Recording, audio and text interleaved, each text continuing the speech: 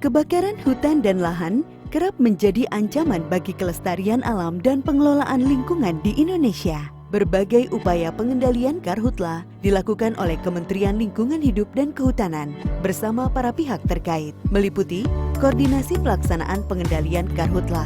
Koordinasi terus dilakukan untuk memperkuat sinergi para pihak yang dilakukan baik di tingkat nasional, daerah, hingga tingkat tapak. Peringatan dan deteksi dini serta penyebarluasan informasi hotspot. Monitoring hotspot dapat dipantau melalui website SIPONGI dengan dukungan data utama dari LAPAN, BMKG, dan NASA. Penyebarluasan informasi juga dilakukan melalui media sosial dan SMS blast.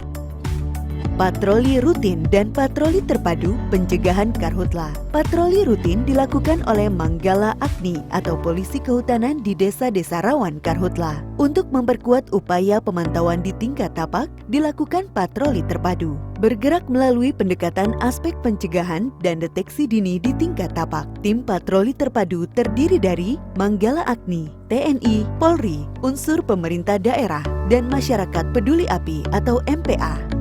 Sosialisasi dan kampanye penyadartahuan pencegahan karhutla. Sosialisasi dan kampanye bertujuan untuk meningkatkan penyadartahuan masyarakat. Kemudian diharapkan tumbuhnya sikap dan perilaku yang mendukung pencegahan karhutla dan pemanfaatan sumber daya alam yang ramah lingkungan. Penataan ekosistem gambut dilakukan dengan memperkuat regulasi pengelolaan kawasan gambut, penataan pengelolaan gambut, pembangunan sekat kanal, embung, sumur bor, monitoring tinggi muka air gambut, rehabilitasi, serta meningkatkan potensi ekonomi masyarakat di kawasan gambut. Pembentukan dan pembinaan masyarakat peduli api dan pelibatan masyarakat dalam pencegahan karhutla. MPA menjadi mitra aktif KLHK dalam penanganan karhutla di tingkat tapak, baik secara mandiri maupun bersama-sama Manggala Agni dan instansi terkait lainnya. Pengurangan potensi karhutla melalui pengembangan teknik penyiapan lahan tanpa bakar atau PLTB. Pemanfaatan limbah hasil pembersihan lahan menjadi produk yang berguna dan memiliki nilai ekonomi. Contohnya dengan membuat cuka kayu atau asap cair, kompos, dan briket arang.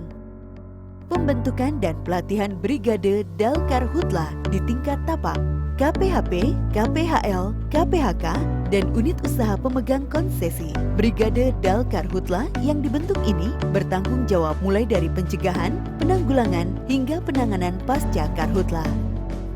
Mewajibkan para pemegang izin usaha di bidang kehutanan untuk melengkapi sumber daya manusia, sarana, dan prasarana pengendalian karhutla, serta melaksanakan pengendalian karhutla yang menjadi tanggung jawabnya sesuai standar yang ditentukan. Mendukung dan terus mendorong anggaran untuk penggunaan upaya pengendalian karhutla bagi daerah.